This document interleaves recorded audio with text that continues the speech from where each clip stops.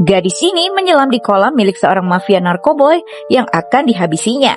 Dengan lincah ia pun sudah masuk ke dalam kamar milik mafia itu tanpa kesulitan. Dan tiba-tiba pria itu terbangun dengan gambar bunga di atas tubuhnya.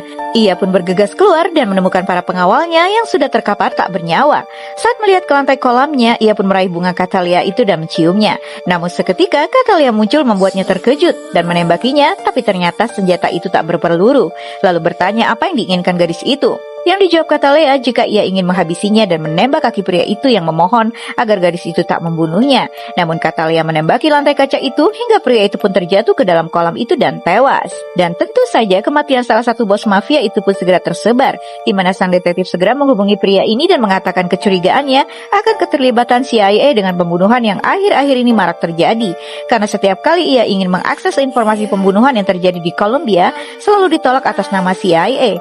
Namun pria itu berkata kalau dia tak tahu menahu tentang apapun dan meminta agar sang detektif meminta file itu secara resmi pada CIA, membuat sang detektif pun tak dapat mendesaknya. Tapi ternyata hal itu membuat pria itu meradang dan mengancam Don Luis untuk segera membereskan masalah tersebut, yang akhirnya Don Luis pun mengirimkan tangan kanannya Marco untuk datang ke Miami. Sementara Katalia kembali datang ke apartemen pemuda yang bernama Danny itu. Namun Danny sedang berangkat ke New York dan akan tiba besok. Katalia pun beristirahat di sana. Dan keesokan harinya, Danny pun pulang dan keduanya berbincang. Katalia pun seakan ingin menceritakan tentang dirinya, namun ia tak ingin melibatkan pemuda itu. Saat Danny terbangun, ia pun mengagumi kecantikan Katalia dan memotretnya tanpa sepengetahuannya.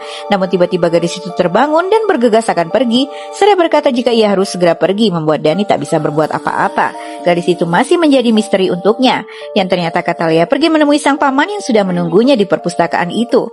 Emilio tampak murka karena ulahnya yang selalu meninggalkan jejak saat menghabisi targetnya, maka kini mereka dalam bahaya.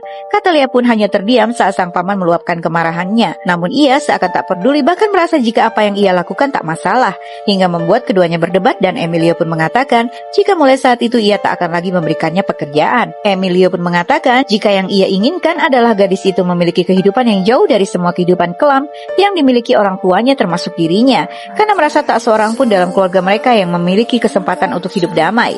Lalu meminta agar Katalia tak lagi mendatanginya dan ibunya. Ucapnya membuat gadis itu terdiam.